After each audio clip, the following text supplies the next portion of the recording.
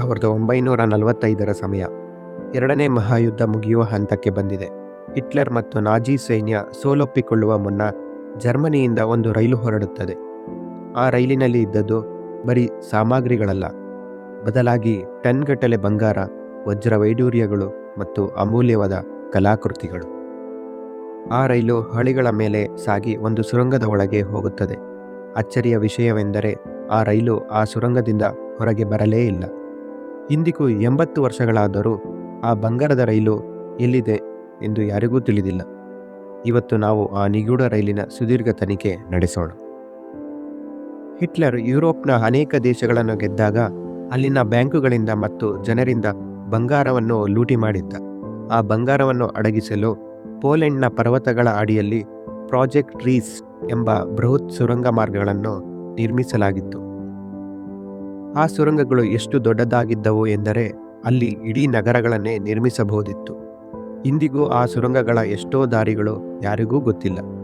ಈ ರಹಸ್ಯ ನಗರದ ನಕ್ಷೆಗಳು ನಾಜಿಗಳ ಜೊತೆಯಲ್ಲೇ ಸಮಾಧಿಯಾದವು. ಸೋವಿಯತ್ ರಷ್ಯಾ ಸೈನ್ಯ ಜರ್ಮನಿಯ ಹತ್ತಿರ ಬರುತ್ತಿದ್ದಂತೆ ನಾಜಿಗಳು ತಮ್ಮ ಖಜಾನೆಯನ್ನು ಸುರಕ್ಷಿತವಾಗಿಡಲು ನಿರ್ಧರಿಸಿದರು. ಸುಮಾರು 300 ಟನ್ ಬಂಗಾರವನ್ನು ಹೊತ್ತ ರೈಲು ರೋಕ್ಲಾವ್ನಿಂದ ವಾಲ್ಬ್ರಿಡ್ಜ್ ನಗರಕ್ಕೆ ಹೊರಟಿತು. ಈ ಎರಡು ನಗರಗಳ ನಡುವೆ ಕೇವಲ 60 ಕಿಲೋಮೀಟರ್ ಅಂತರವಿದೆ. ಆದರೆ ರೈಲು ಮಧ್ಯದಲ್ಲಿರುವ ಗುಡ್ಡಗಾಡು ಪ್ರದೇಶದಲ್ಲಿ ಅದೃಶ್ಯವಾಯಿತು.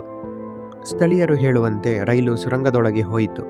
ಆದರೆ ಆಮೇಲೆ ನಾಜಿಗಳು ಆ ಸುರಂಗದ ದಾರಿಯನ್ನೇ ಬಾಂಬ್ ಹಾಕಿ ಸ್ಫೋಟಿಸಿ ಮುಚ್ಚಿಬಿಟ್ಟರು.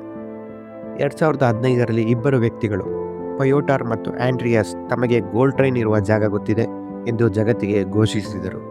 ಗ್ರೌಂಡ್ ಪೆನಿಟ್ರೇಟಿಂಗ್ ರಾಡರ್ನಲ್ಲಿ 100 ಮೀಟರ್ ಉದ್ದದ ರೈಲು ಕಾಣುತ್ತಿದೆ ಎಂದರು. ಇಡೀ ವಿಶ್ವದ ಮಾಧ್ಯಮಗಳು ಅಲ್ಲಿಗೆ ಬಂದವು. ಪೋಲೆಂಡ್ ಸರ್ಕಾರವೇ ಸೇನೆಯನ್ನು ಕಳಿಸಿ ಅಲ್ಲಿ ಅಗೆಯಲು ಶುರು ಮಾಡಿತು. ಕೋಟ್ಯಾಂತರ ರೂಪಾಯಿ ಖರ್ಚು ಮಾಡಲಾಯಿತು.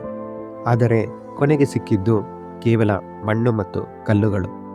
ಆ ರಾಡರ್ ಚಿತ್ರಗಳು ಕೇವಲ ಭೂಗತ ಬಂಡೆಗಳಾಗಿದ್ದವು. ಆ ರೈಲಿನ ಬಗ್ಗೆ ಈಗಲೂ 3 ಪ್ರಮುಖ ವಾದಗಳಿವೆ.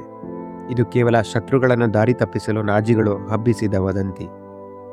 ರಷ್ಯಾ ಸೈನಿಕರು ಗುಟ್ಟಾಗಿ ಆ ರೈಲನ್ನು ತಮ್ಮ ದೇಶಕ್ಕೆ ಸಾಗಿಸಿಬಿಟ್ಟರು. ಇನ್ನೂ ಪತ್ತೆಯಾಗದ ಯಾವುದೋ ಆಳವಾದ ಸುರಂಗದಲ್ಲಿ ಇಂದಿಗೂ ಆ ಬಂಗಾರ ತುಕ್ಕು ಹಿಡಿಯುತ್ತಿದೆ. ಈ ಕತೆ ನಮಗೆ ಹೇಳುವುದು ಏನೆಂದರೆ, ಹಣ ಮತ್ತು ಅಧಿಕಾರದ ಆಸೆ ಮನುಷ್ಯನನ್ನು ಇಂತಹ ಕ್ರೌರ್ಯಕ್ಕೆ ತಳ್ಳುತ್ತದೆ ಎಂದು. ಹಿಟ್ಲರ್ ತಾನು ಗೆಲ್ಲಲು ಮಾಡಿಕೊಂಡ ಆಸ್ತಿ ಇಂದು ಯಾರಿಗೂ ಉಪಯೋಗವಿಲ್ಲದಂತೆ ಮಣ್ಣಿನ ಅಡಿಯಲ್ಲಿ ಅಡಗಿದೆ. ಗೆಳೆಯರೆ, ನಿಮ್ಮ ಪ್ರಕಾರ ಆ ಬಂಗಾರದ ರೈಲು ಇಂದಿಗೂ ಅಲ್ಲಿರಬಹುದೇ, ಅಥವಾ ಅದು ಕೇವಲ ಒಂದು ಕಲ್ಪನೆಯೇ? ನಿಮ್ಮ ಅನಿಸಿಕೆಯನ್ನು ಕಾಮೆಂಟ್ ಮಾಡಿ. ವಿಡಿಯೋ ಇಷ್ಟವಾಗಿದ್ದರೆ ಲೈಕ್ ಮಾಡಿ ಮತ್ತು ಚಾನಲನ್ನು ಬೆಳೆಸಲು ಸಬ್ಸ್ಕ್ರೈಬ್ ಮಾಡಿ. ಧನ್ಯವಾದಗಳು.